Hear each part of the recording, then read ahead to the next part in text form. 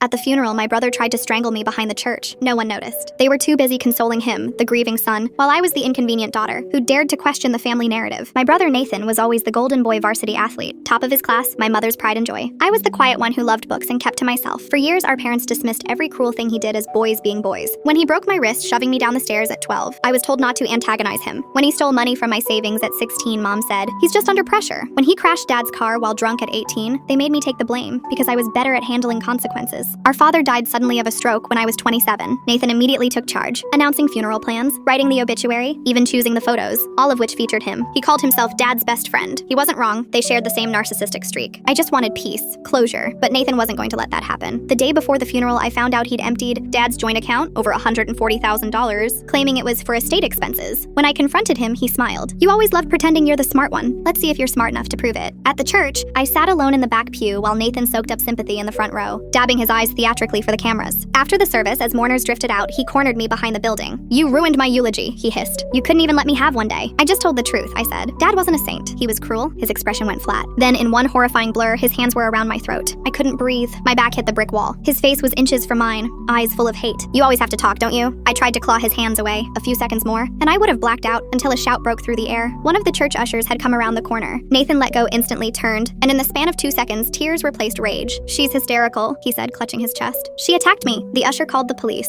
I had red marks, bruises, a ruptured blood vessel in my eye. Still, my mother told them I'd provoked him. Nathan wasn't arrested that day, but I pressed charges. During the investigation, I uncovered more than I ever imagined. Forged documents transferring our father's property to Nathan's name, falsified medical claims, even an illegal life insurance withdrawal. The pattern was clear. He'd been preparing to steal everything long before Dad died. The trial lasted 6 months. Nathan tried everything. Fake tears, charm, character witnesses, but I had evidence. Bank statements, emails, recordings. He was convicted of aggravated assault, fraud, and embezzlement. He got 8 years. Mom disowned me the same day the verdict was read. I thought that would be the end of it, but prison didn't humble him. It exposed him. Within a year, he was caught running a scam behind bars, stealing money from other inmates' families through fake investment promises. His sentence doubled. Mom still sends him money every month, says he's misunderstood. I used my inheritance, what was left of it, to start a nonprofit that helps victims of financial and emotional abuse rebuild their lives. I called it the Redwood Project, after the tree that keeps growing even after its trunk is cut, sending up new shoots from the same roots. 2 years ago, I visited Dad's grave for the first time since the trial. Nathan's buried a few rows away now. He'd been killed in a prison fight. I stood between the 2 headstones, father and son, and realized something. Some legacies deserve to end, and mine finally had. Female,